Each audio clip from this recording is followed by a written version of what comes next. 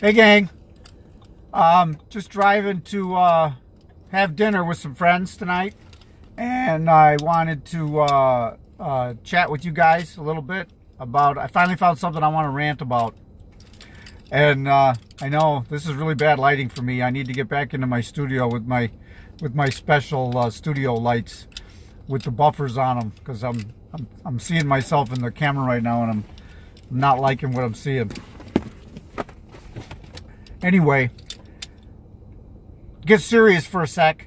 I was thinking about the suicide rate and the statistics on the suicide rate for trans people, and I don't think that I believe it. You hear all these numbers of 41 or 40% of transgender people commit suicide, and then you hear another figure that says 40% of transgender people attempt suicide. Then you hear another number that says most of the transgender people that attempt suicide are post-operative transsexuals. And I don't know what the truth is, okay? I know that I wanted to commit suicide a long time ago when I was very young, long ago and far, far away. I wanted to commit suicide. But it wasn't specifically as I attempted the suicide, or as I almost attempted the suicide. It wasn't specifically because I was trans. Okay? See, I told you.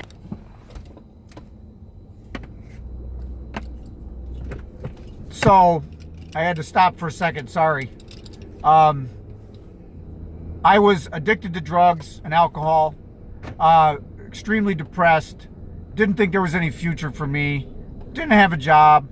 There were a lot of reasons why I wanted to commit suicide, okay? But I'll admit, they stemmed from, I like this light a lot better. They stemmed from probably from being transgender and hating myself and not, being able to accept myself.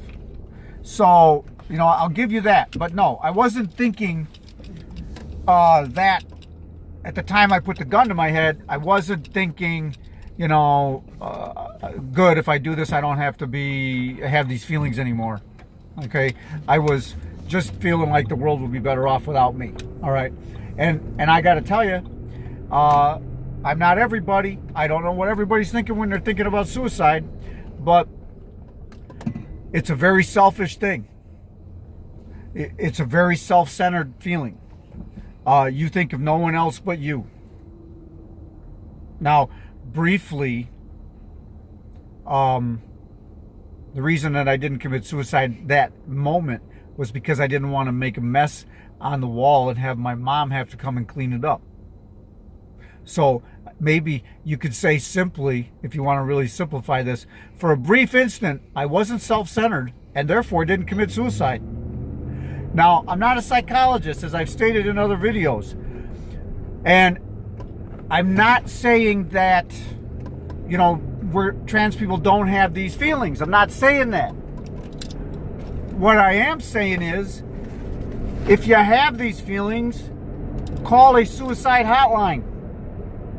I know we can't all afford to go and get a psychologist and tell the psychologist that we're thinking about suicide. I know that. Call a suicide hotline. Don't keep these feelings to yourself. Okay? Now this is where the rant's coming in. Don't post on Facebook on Monday that the dysphoria is so bad that you just want to die. And then on Tuesday tell us that you had the best flipping day of your life because you were gendered properly at work. Okay? Can you back off on the drama a little bit? I want to help you.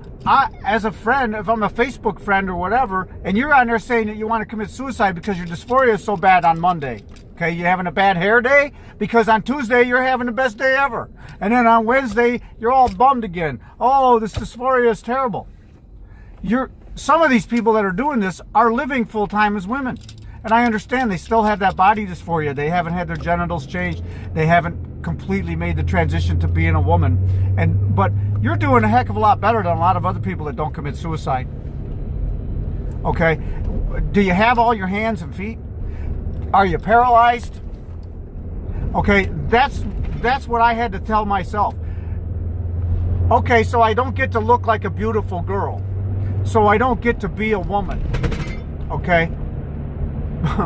But I'm still healthy, and God's got me still alive, if you want to be religious, and I still have my hands, and I still have my feet, and I still have my back, and I can still make a living, and I still have my brain, and everything seems to be working pretty good.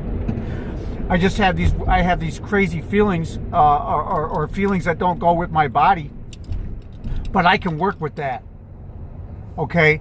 I was at the brink of suicide. I have spoken to psychologists, and I had described it to them at the time, and they did tell me, you were really close.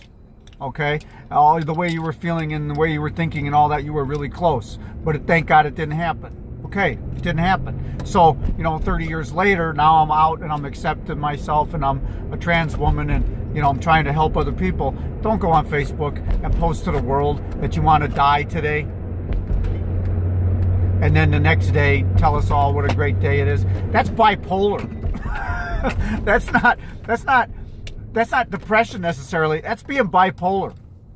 Okay? And we can't do anything for you but sit and cry and worry that you might commit suicide. I have a friend that does this, and I didn't see this friend for about a month. Didn't answer their texts. And I ran into him again, and I was so happy. I ran up to him and I hugged him, and they went, "Wow, it's nice to see you too, but where's all the emotion coming from?" And I go, "Well, I thought you were dead." Because you talk about committing suicide all the time. You're so depressed. I thought you were dead. I'm so glad to see that you're alive. And they're like, "Well, yeah, everything's great." Okay, so what is it? You're just a drama queen? If you are suicidal, if you are feeling like the world could be better off without you, contact a professional, call a suicide hotline, go to a support group, tell people.